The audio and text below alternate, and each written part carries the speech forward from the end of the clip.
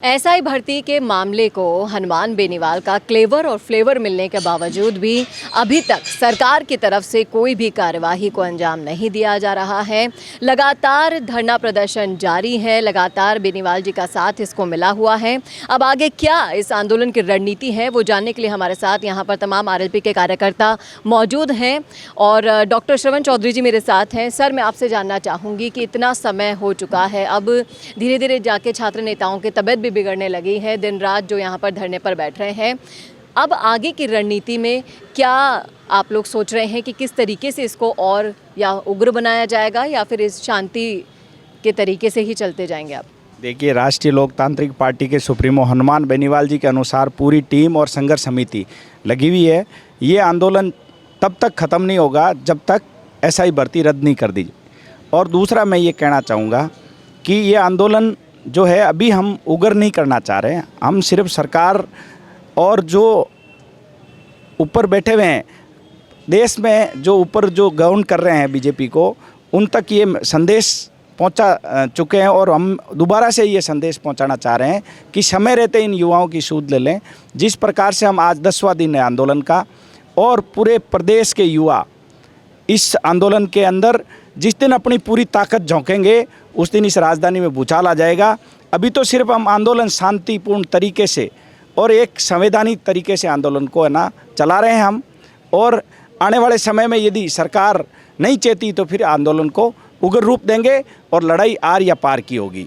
लड़ाई आर पार की होगी, लेकिन जिस तरीके से बेनीवाल जी ने अभी स्टेटमेंट दे दिया कि किरोड़ी जी को अगर आज सीएम बना दोगे तो मैं आंदोलन बंद कर दूंगा, उसके पीछे की क्या रणनीति है? क्या किरोड़ी लाल मीणा जी ही एक ऐसे नेता हैं जो इस मामले पर संज्ञान ले पाएंगे? देखिए, सरकार में रहते हुए किरोड़ी लाल मीणा जी ने हमेशा युवाओं की आवाज़ उठाई और उन्होंने ये कहा, सरकार में मंत्री रहते हुए भी उन्होंने कहा कि युवाओं के साथ गलत हुआ है, ऐसा ही भर्ती को रद्द होना चाहिए और हम तो चाहते हैं कि ऐसा कोई प्रदेश का सीएम बने।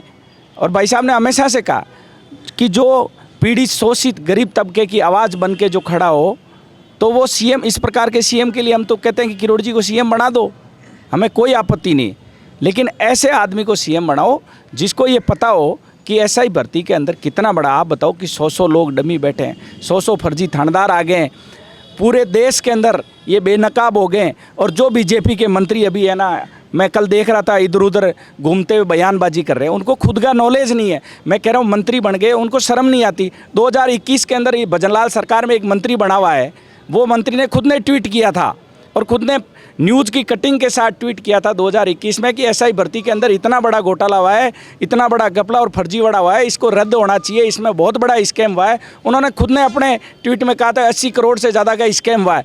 आज वो मंत्री जी वापस यू टर्न ले रहे हैं, तो कितने बड़ी शर्म की बात है। प्रदेश के अंदर एक बेटा संवैधानिक पद जो मंत्री होता है उस पर बैठे हुआ आदमी इस प्रकार से यू टर्न ले रहा और अनर्गल बयान दे रहे हैं। आप बताओ, एक सांसद महोदय के खिलाफ अनर्गल बयान दे रहे हैं, पता नहीं उनको खुद को ही नहीं पता। मेरे को लग रहा है कि उनको समय पे अपना मानसिक बीमारी का इलाज उन मंत्री जी को कराना चाहिए।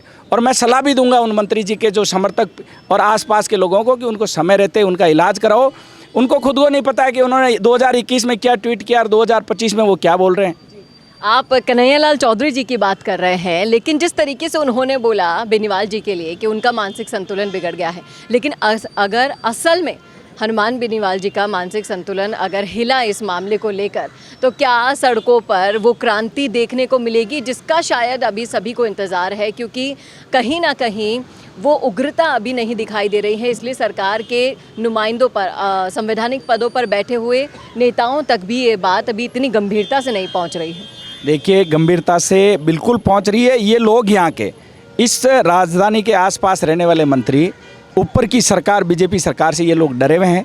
हर मंत्री अलग अलग बयान दे रहा है, कोई मंत्री कुछ दे रहा है, दूसरा कुछ दे रहा है। किरोड़ी जी के बयान आपने सुन ही लिए, तो सरकार में ही 10 गुट बने हुए हैं, हर मंत्री अलग अलग दे रहे हैं। और इन्होंने ये कह दिया, आप बताओ AAG, SOG, राजस्थान की पुलिस, PHQ, सब ने ये कह दिया कि इसमें बहुत बड़ा घोटाला हुआ है, घपला हुआ है, स्कैम हुआ है। उसके बावजूद आप बताओ कि ये मंत्री कुछ भी बोल रहे हैं, तो ये बड़ी शर्म की बात है।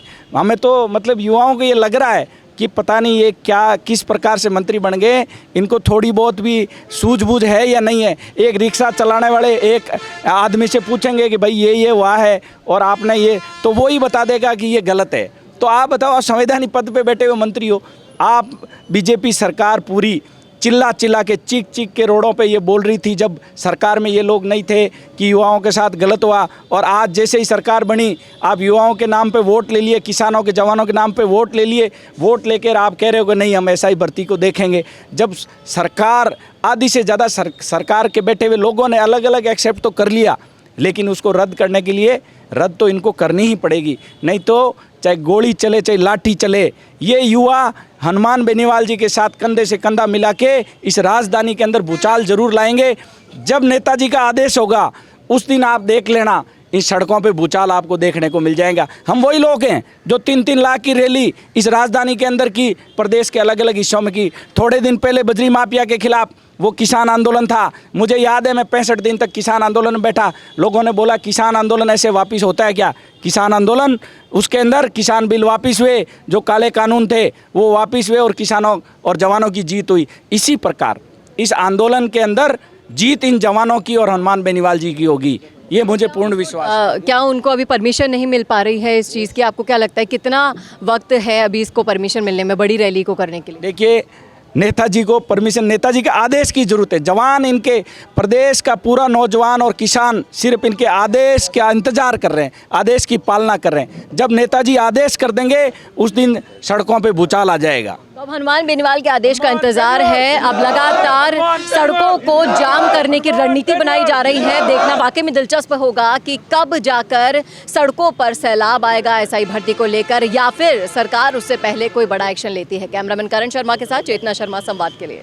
भारत का सबसे तेजी से बढ़ता हुआ डिजिटल न्यूज चैनल, जिसका परिवार 4,17,000 लोगों से भी ज्यादा बढ़ रहा है, वो संवाद न्यूज चाहता है हर जिले और हर राज्य में मीडिया पार्टनर्स। तो अगर आप बनना चाहते हैं संवाद न्यूज के पार्टनर्स, तो कांटेक्ट करें नीचे दिए गए नंबर्स पर। इसके अलावा अगर आप वीडियो एडिटर बनना चाहते हैं या फिर न्यूज इंडस्ट्री में बतौर इंटर्न सब सीखना चाहते हैं, तो संवाद न्यूज के जयपुर हेड ऑफिस में काम करने के लिए संपर्क करें स्क्रीन पर दिए गए नंबर पर।